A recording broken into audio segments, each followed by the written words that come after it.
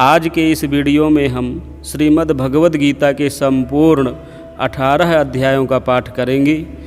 श्राद्ध पक्ष चल रहे हैं। श्राद्ध पक्ष में पितरों की प्रसन्नता के लिए अवश्य पाठ श्रवण करें। श्रीमद् भगवद गीता। ओम श्री परमात्मने नमः। अथ प्रथमोऽध्यायः अर्जुन विषाद योगः। धृतराष्ट्र उवाच धर्मक्षेत्रे कुरुक्षेत्रे समवेतायुयुत्सवः मामकाः पाण्डवाश्चैव किम् अकुर्वत संजय। संजय उवाच दृष्ट्वा तु पाण्डवानीकं व्यूढं दुर्योधनस्तदा आचार्यमुपसंगम्य राजा वचनमब्रवीत् पश्यैतां पाण्डुपुत्राणाम् आचार्यमहतीं च मूं व्यूढां द्रुपदपुत्रेण तव शिष्येण धीमता अत्र शूरा महेश्वासा भीमार्जुनसमायुधि युयुधानो विराटश्च द्रुपदश्च महारथः दृष्टकेतुश्चेकितानः काशीराजश्च वीर्यवान् पुरुजित्कुन्तिभोजश्च शैब्यश्च नरपुङ्गवः युधामन्युश्च विक्रान्त उत्तमौजाश्च वीर्यवान् सौभद्रो द्रौपदेयाश्च सर्व एव महारथाः अस्माकं तु विशिष्टा ये तान्निबोधदुजोत्तम नायका मम सैन्यस्य संज्ञार्थं तान् ब्रवीमि ते। भवान् भीष्मश्च कर्णश्च कृपश्च समितिञ्जयः अश्वत्थामा विकर्णश्च सौमदत्तिस्तथैव च अन्ये च बहवः शूरा मदर्थे त्यक्तजीविताः नानाशस्त्रप्रहरणाः सर्वे युद्धविशारदाः अपर्याप्तं तदस्माकं बलं भीष्माभिरक्षितं पर्याप्तं तुदमेतेषां बलं भीमाभिरक्षितम् अयनेषु च सर्वेषु यथा भागमवस्थिताः भीष्ममेवाभिरक्षन्तु भवन्तः सर्व एव हि तस्य संजनयन् हर्षं कुरु वृद्धः पितामहः। सिंहनादं विनद्योच्चैः शङ्खं दध्मौ प्रतापवान् ततः शङ्खाश्च भैर्यश्च पणवानकगोमुखाः सहसैवाभ्यहन्यन्त सशब्दैस्तुमुलोऽभवत् ततः श्वेतैर्हयैर्युक्ते महति स्यन्दने स्थितौ माधवः पाण्डवश्चैव दिव्यौ शङ्खौ प्रदध्मतुः पाञ्चजन्यं हृषीकेशो देवदत्तं धनञ्जयः पौण्ड्रं दध्मौ महाशङ्खं भीमकर्मावृकोदरः अनन्तविजयं राजा कुन्तीपुत्रो युधिष्ठिरः नकुलः सहदेवश्च सुघोषमणिपुष्पकौ काश्यश्च परमेश्वासः शिखण्डी च महारथः धृष्टद्युम्नो विराटश्च सात्यकिश्च पराजितः द्रुपदो द्रौपदेयाश्च सर्वशः पृथिवीपते सौभद्रश्च महाबाहुः शङ्खान् दध्मुः पृथक् पृथक् सघोषो धार्तराष्ट्राणां हृदयानि व्यदारयत् नभश्च पृथिवीं चैव तुमुलोऽभ्यनुनादयन् अथ व्यवस्थितान् दृष्ट्वा धार्तराष्ट्रान् कपिध्वजः प्रवृत्ते शस्त्रसम्पाते धनुरुद्यम्य पाण्डवः हृषीकेशं तदा वाक्यमिदमाह महीपते। अर्जुन उवाच सेनयोरुभयोर्मध्ये रथं स्थापयमेच्युत यावदेतान् निरीक्षेऽहं योद्धुकामानवस्थितान् कैर्मया सह योद्धव्यमस्मिन् रणसमुद्यमे योत्स्यमानान् अवेक्षेऽहं या एतेऽत्र समागताः धार्तराष्ट्रस्य दुर्बुद्धेर्युद्धे प्रियचिकीर्षवः। संजय उवाच एवमुक्तो हृषीकेशो गुडाकेशेन भारत सेनयोरुभयोर्मध्ये स्थापयित्वा रथोत्तमं भीष्मद्रोणप्रमुखतः सर्वेषां च महीक्षिताम् उवाच पार्थ पश्यैतान् समवेतान् कुरुनिति तत्रापश्य स्थितान् पार्थः पितॄनथ पितामहान् आचार्यान् मातुलान् भ्रातॄन् पुत्रान् पौत्रान् सखीस्तथा ससुरान् सुहृदश्चैव सेनयोरुभयोरपि तान् समीक्ष्य स कौन्तेयः सर्वान् बन्धूनवस्थितान् कृपया परयाविष्टो विषीदन्निदमब्रवीत्। अर्जुन उवाच दृष्ट्वेवं स्वजनं कृष्ण युयुत्सुं समुपस्थितं सीदन्ति मम गात्राणि मुखं च परिशुष्यति वेपथुश्च शरीरे मे रोमहर्षश्च जायते गाण्डीवं स्रंसते हस्तात् त्वक्चैव परिदह्यते न च शक्नोम्यवस्थातुं भ्रमतीव च मे मनः निमित्तानि च पश्यामि विपरीतानि केशव न च श्रेयोनुपश्यामि हत्वा स्वजनमाहवे न काङ्क्षे विजयं कृष्ण न च राज्यं सुखानि च किं नो राज्येन गोविन्द किं भोगैर्जीवितेन वा येषामर्थे काङ्क्षितं नो राज्यं भोगाः सुखानि च त इमेव स्थिता युद्धे प्राणास्त्यक्त्वा धनानि च आचार्याः पितरः पुत्रास्तथैव च पितामहाः मातुराः स्वसुराः पौत्राः स्यालाः सम्बन्धिनस्तथा एतान्न हन्तुमिच्छामि घ्नतोऽपि मधुसूदन अपि त्रैलोक्यराजस्य हेतोः किं नु मही कृते निहत्य धार्तराष्ट्रान्नः का प्रीतिः स्याज्जनार्दन पापमेवाश्रयेदस्मान् हत्वैतानाततायिनः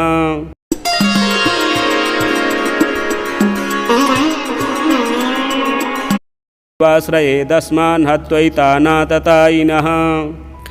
तस्मान्नार्हा वयं हन्तुं धार्तराष्ट्रान् स्वबान्धवान् स्वजनं हि कथं हत्वा सुखिनः स्याम माधव यदप्येतेन पश्यन्ति लोभोपहतचेतसः कुलक्षयकृतं दोषं मित्रदोहे च पातकं कथं न गेयमस्माभिः पापादस्मान्निवर्तितुं कुलक्षयकृतं दोषं प्रपश्यद्भिर्जनार्दन कुलक्षये प्रणश्यन्ति कुलधर्माः सनातनाः धर्मे नष्टे कुलं कृत्स्नमधर्मोऽभिभवत्युत अधर्माभिभवात् कृष्ण प्रदुष्यन्ति कुलस्त्रियः स्त्रीषु दुष्टासु वार्ष्णेया जायते वर्णशङ्करः शङ्करो नरकायैव कुलघ्नानां कुलस्य च पतन्ति पितरो हेषां लुप्तपिण्डोदकक्रियाः दोषैरेतैः कुलघ्नानां वर्णशङ्करकारकैः उत्साद्यन्ते जातिधर्माः कुलधर्माश्च शाश्वताः उत्सन्नकुलधर्माणां मनुष्याणां जनार्दन नरके नियतं वासो भवतीत्यनुशुश्रुम अहो बत महत्पापं कर्तुं व्यवसिता वयं यद्राज्यसुखलोभेन हन्तुं स्वजनमुद्यताः यदि माम प्रतीकारामशस्त्रं शस्त्रपाणयः धार्तराष्ट्रारणे हन्युस्तनमे क्षेमतरं भवेत् संजय उवाच एवमुक्त्वार्जुनः सङ्ख्ये रथोपस्थ उपाविशत् विसृज्य ससरं चापं शोकसंविघ्नमानसः ॐ तत्सदिति श्रीमद्भगवद्गीतासूपनिषत्सु ब्रह्मविद्यायां योगशास्त्रे श्रीकृष्णार्जुनसंवादे अर्जुनविषादयोगो नाम प्रथमोऽध्यायः अथ द्वितीयोऽध्यायः सांख्ययोगः संजय उवाच तं तथा कृपयाविष्टामश्रुपूर्णाकुलेक्षणं विसीदन्तमिदं वाक्यमुवाच मधुसूदनः श्रीभगवानुवाच कुतस्त्वाकस्मलमिदं विषमे समुपस्थितम् अनार्यजुष्टमस्वर्गकीर्तिकरमर्जुन क्लैब्यं मा अस्मगमः पार्थ नैतत्युपपद्यते क्षुद्रं हृदय दौर्बल्यं त्यक्तोत्तिष्ठ परन्तप अर्जुन उवाच कथं भीष्ममहं सङ्ख्ये द्रोणं च मधुसूदन शुभु प्रतियोत्स्यामि पूजार्हावरिसूदन गुरून् हत्वा हि महानुभावान् श्रेयो भोक्तुं भैक्ष्यमपीह लोके हत्वार्थकामास्तु गुरुन्निहैव भुञ्जीय भोगान् रुधिरप्रदिग्धान् न चैतद्विद्मः कतरन्नो गरीयो यद्वा जयेम यदि वा नो जयेयुः यानेव हत्वा न जिजीविषाम स्तेव स्थिताः प्रमुखे धार्तराष्ट्राः कार्पण्यदोषोपहतः स्वभावः पृच्छामि त्वां धर्मसम्मूढचेताः यच्छ्रेयः स्यान्निश्चितं ब्रूहि तन्मे शिष्यस्तेऽहं साधि मां त्वां प्रपन्नं न हि प्रपश्यामि ममापनुद्यात् यच्छोकमुच्छोषणमिन्द्रियाणाम् अवाप्य भूमा वसपत्नमृद्धं राज्यं सुराणामपि चाधिपत्यं संजय उवाच एवमुक्त्वा हृषीकेशं गुणाकेशः परन्तप न योत्सेति गोविन्दमुक्त्वा तूष्णीं बभूवः तमुवाच हृषीकेशः प्रहसन्निव भारत सेनयोरुभयोर्मध्ये विसीदन्तमिदं वचः श्रीभगवानुवाच अशोच्यानन्ववशोचस्त्वं प्रज्ञावादांश्च भाससे गतासु न गतासूंश्च नानुशोचन्ति पण्डिताः न त्वेवाहं जातु नासं न त्वं नेमे जनाधिपाः न चैव न भविष्यामः सर्वे वयमतः परं देहिनोऽस्मिन् यथा देहे कौमारं यौवनं जरा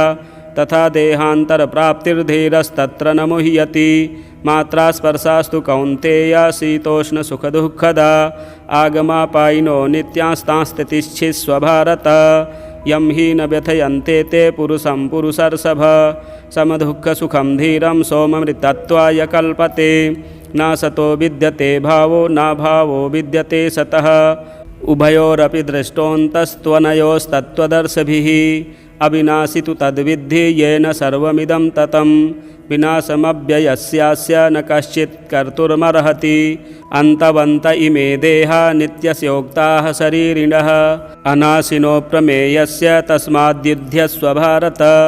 य एनं वेत्ति हन्तारं यश्चैनं मन्यते हतम् उभौ तौ न विजानीतो नायं हन्ति न हन्यते न जायते म्रियते वा कदाचिन् नायं भूत्वा भविता वा न भूयः अजो नित्यः शाश्वतोऽयं पुराणो न हन्यते हन्यमाने शरीरे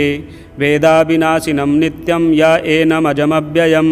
कथं स पुरुषः पार्थ कं घातयति हन्तिकं वासांसि जीर्णानि यथा विहाय नवानि गृह्णाति नरोपराणि तथा शरीराणि विहाय जीर्णा न्यन्यानि संयाति नवानि देहि नैनं छिन्दन्ति शस्त्राणि नैनं दहति पावकः न चैनं क्लेदयन्त्यापो न शोषयति मारुतः अक्षेद्योम्यदाह्यो मा क्लेद्यो शोष्य एव च नित्यः सर्वगतः स्थाणुरचलोऽयं सनातनः अव्यक्त्योऽयमचिन्त्योऽयमविकार्योऽयमुच्यते तस्मादेवं विदित्वैनं नानुशोचितुर्मर्हसि अथ चैनं नित्यजातं नित्यं वा मन्यसे मृतं तथापि त्वं महाबाहो नैवं शोचितुर्मर्हसि जातस्य हि ध्रुवो मृत्युर्ध्रुवं जन्म मृतस्य च तस्मादपरिहार्येऽर्थे न त्वं शोचितुर्मर्हसि अव्यक्तादीनि भूतानि व्यक्तमध्यानि भारत अव्यक्तनिधनान्येव तत्र का परिवेदना आश्चर्यवत् पश्यति कश्चिदेन माश्चर्यवद वदति तथैव चान्यः आश्चर्यवच्चैनमन्यः शृणोति श्रुत्वापेनं वेद न चैव कश्चित् देहि नित्यमबध्योऽयं देहे सर्वस्य भारत तस्मात् सर्वाणि भूतानि न त्वं शोचितुर्मर्हसि स्वधर्ममपि चावेक्ष्य न विकम्पितुर्मर्हसि धर्म्याधियुद्धाच्छ्रेयोऽन्यक्षत्रियस्य न विद्यते यदृच्छया चोपपन्नं स्वर्गद्वारमपावृतं सुखिनः क्षत्रियाः पार्थ लभन्ते युद्धमीदृशम् अथ चेत्त्वमिमं धर्म्यं संग्रामं न करिष्यसि ततः स्वधर्मं कीर्तिं च हित्वा पापमवाप्स्यसि अकीर्तिं चापि भूतानि कथयिष्यन्ति ते व्ययां सम्भावितस्य चाकीर्तिर्मरणादतिरिच्यते भयाद्रणादुपरतं मत्स्यन्ते त्वां महारथाः येषां च त्वं बहुमतो भूत्वा यास्यसि लाघवम् अवाच्यवादांश बहून् वदिष्यन्ति तवाहिताः निन्दनतस्तव सामर्थ्यं ततो दुःखतरं नु किं ततो वा प्राप्स्यसि स्वर्गं जित्वा वा भोक्ष्यसे महीम् तस्मादुत्तिष्ठ कौन्तेय युद्धाय कृतनिश्चयः सुखदुःखे समे कृत्वा लाभालाभौ जयाजयौ ततो युद्धाय युज्यस्व नैवं पापमवाप्स्यसि एषा ते भीता सांख्ये बुद्धिर्योगे त्विमां शृणु बुद्ध्या युक्तो यया पार्थ कर्मबन्धं प्रहास्यसि नेहाभिक्रमनाशोऽस्ति प्रत्यवायो न विद्यते स्वल्पमप्यस्य धर्मस्य त्रायते महतो भयात् व्यवसायात्मिका बुद्धिरेकेह कुरु नन्दन बहुशाखा ह्यनन्ताश्च बुद्धयो व्यवसायिनां यामिमां पुष्पितां वाचं प्रवदन्त्यविपश्चितः वेदवादरताः पार्थ नान्यदस्तीति वादिनः कामात्मानः स्वर्गपराजन्मकर्मफलप्रदां क्रियाविशेषबहुलां भोगैश्वर्यगतिं प्रति भोगैश्वर्यप्रसक्तानां तयापहृतचेतसां व्यवसायात्मिका बुद्धिः समाधौ न विधीयते त्रैगुण्यविषया वेदा निस्त्रैगुण्यो भवार्जुन निर्द्वन्द्वो नित्यसत्त्वस्थो निर्योगक्षेम आत्मवान् यावानर्थ उदपाने सर्वतः सम्पुलतोदके तावान् सर्वेषु वेदेषु ब्राह्मणस्य विजानतः कर्मण्येवाधिकारस्ते मा फलेषु कदाचन मा कर्मफलहेतुर्भूमा ते सङ्गोत्स्वकर्मणि योगस्थः कुरु कर्माणि सङ्गं त्यक्त्वा धनञ्जय सिद्ध्यसिद्ध्यो समो भूत्वा समत्वं योग उच्यते दूरेण ह्यवरं कर्म बुद्धियोगाद्धनञ्जय बुद्धौ शरणमन्विच्य कृपणाः फलहेतवः बुद्धियुक्तो जहातीह उभे सुकृतदुष्कृते तस्माद्योगाय युज्यस्व योगः कर्मसु कौशलं कर्मजं बुद्धियुक्ता हि फलं त्यक्त्वा मनीषिणः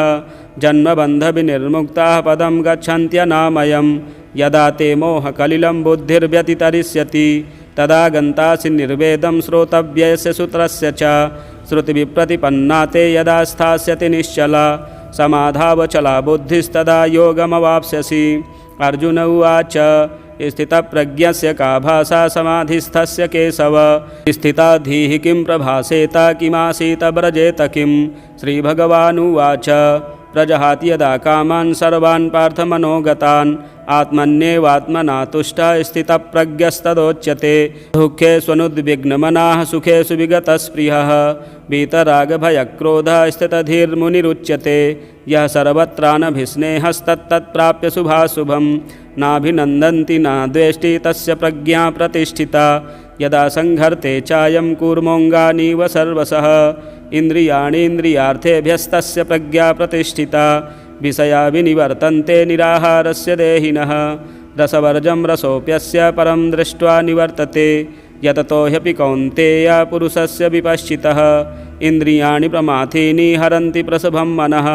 तानि सर्वाणि संयम्य युक्त आसीत मत्परः वसे हि यस्येन्द्रियाणि तस्य प्रज्ञा प्रतिष्ठिता। ध्यायतो विषयान् पुंसः सङ्गस्तेषुपजायते सङ्गात् सञ्जायते कामः कामात् क्रोधोऽभिजायते क्रोधात् भवति सम्मोहः सम्मोहात् स्मृतिविभ्रमः स्मृतिभ्रंशात् बुद्धिनाशो बुद्धिनाशात् प्रणश्यति। रागद्वेषविमुक्तैस्तु विषयानिन्द्रियैश्चरन् आत्मवश्यैर्विधेयात्मा प्रसादमधिगच्छति। प्रसादे सर्वदुःखानां हानिरस्योपजायते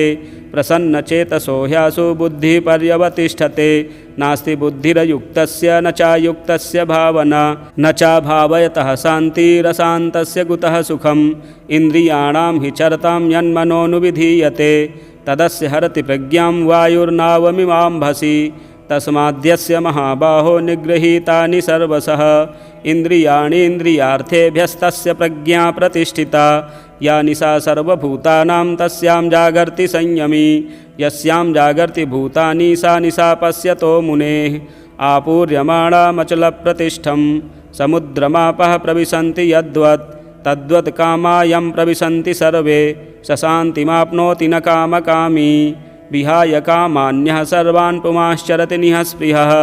निर्ममो निरहङ्कारः सशान्तिमधिगच्छति। एषा ब्राह्मी स्थितिः पार्थ नैनां प्राप्य विमुह्यति स्थित्वा स्यामन्तकालेऽपि ब्रह्मनिर्वाणमृच्छति। ओं तत्सदिति श्रीमद्भगवद्गीतासूपनिषत्सु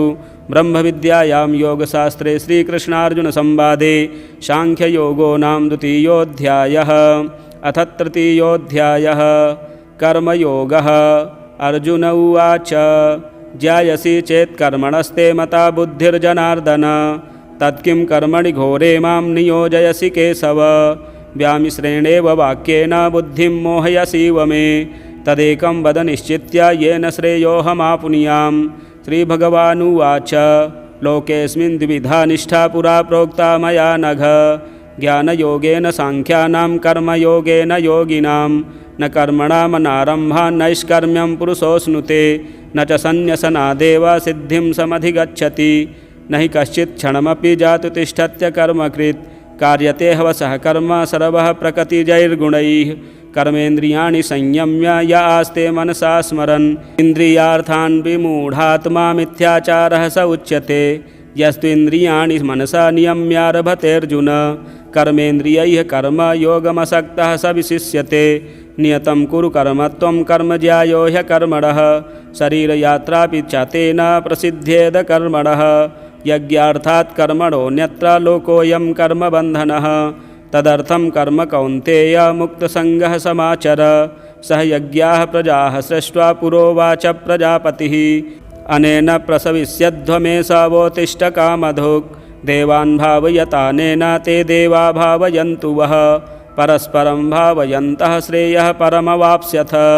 इष्टान्न भोगान् हि वो देवा दास्यन्ते यज्ञभाविताः तैर्दत्तान् प्रदायेभ्यो यो भुङ्क्तेस्तेन एव सः यज्ञशिष्टासिनः सन्तो मुच्यन्ते सर्वकिल्बिषैः भुञ्जते ते त्वघं पापा ये पचन्त्यात्मकारणात् अन्नाद् भवन्ति भूतानि पर्जन्यादन्नसम्भवः यज्ञाद् भवति पर्जन्यो यज्ञः कर्मसमुद्भवः कर्म ब्रह्मोद्भवं विद्धि ब्रह्माक्षरसमुद्भवं तस्मात् सर्वगतं ब्रह्म नित्यं यज्ञे प्रतिष्ठितम् एवं प्रवर्तितं चक्रं नानुवर्तयतीह यः अघायुरिन्द्रियारामो मोघं पार्थ स जीवति यस्त्वात्मरतिरेव स्यादात्मतृप्तश्च मानवः आत्मन्येव च सन्तुष्टस्तस्य कार्यं न विद्यते नैव तस्य कृतेनार्थो नाकृतेनेह कश्चन न चास्य सर्वभूतेषु कश्चिदर्थव्यपाश्रयः तस्मादसक्तः सततं कार्यं कर्म समाचर असक्तो ह्याचरन् कर्म परमाप्नोति पुरुषः कर्मणैव हि संसिद्धिमास्थिता जनकादयः लोकसंग्रहमेवापि सम्पश्यन् कर्तुर्मर्हसि यद्यदाचरति श्रेष्ठस्तत्तद्देवेतरो जनः स यत्प्रमाणं कुरुते लोकस्तदनुवर्तते न मे पार्थास्ति कर्तव्यं त्रिषु लोकेषु किञ्चन नानवाप्तमवातव्यं वर्त एव च कर्मणि यदि ह्यहं न वर्तेयं जातु कर्मण्यतन्द्रितः मम वर्तमानुवर्तन्ते मनुष्याः पार्थ सर्वशः उत्सीदेयुरिमे लोका न कुर्यां कर्म चेदहं शङ्करस्य च कर्ता स्यामुपहन्यामि मां प्रजाः सक्ताः कर्मण्यविद्वांसो यथा कुर्वन्ति भारत कुर्याद्विद्वांस्तथा शक्तिश्चिकीर्षुर्लोकसङ्ग्रहं न बुद्धिभेदं जनयेदज्ञानां कर्मसङ्गिनां जोषयेत् सर्वकर्माणि विद्वान् युक्तः समाचरन् प्रकृतेः क्रियमाणानि गुणैः कर्माणि सर्वशः अहङ्कारविमूढात्मा कर्ताहमिति मन्यते तत्त्ववित्तु महाबाहो गुणकर्मविभागयोः गुणागुणेषु वर्तन्त इति मत्वा न सज्जते प्रकृतेर्गुणसम्मूढा सज्जन्ते गुणकर्मसु तान् कृत्स्नविदो मन्दान् कृष्णभिन्न विचालयेत् मयि सर्वाणि कर्माणि सन्न्यस्याध्यात्मचेतसा निराशेर्निर्ममो भूत्वा युध्यस्व विगतज्वरः ये मे मतमिदं नित्यमनुतिष्ठन्ति मानवाः श्रद्धावन्तो न सूयन्तो मुच्यन्ते तेऽपि कर्मभिः ये ते तदभ्यसूयन्तो नानुतिष्ठन्ति मे मतं सर्वज्ञानविमूढास्तान् विद्धि नष्टा न चेतसः सदृशं चेष्टते स्वस्याः प्रकृतेर्ज्ञा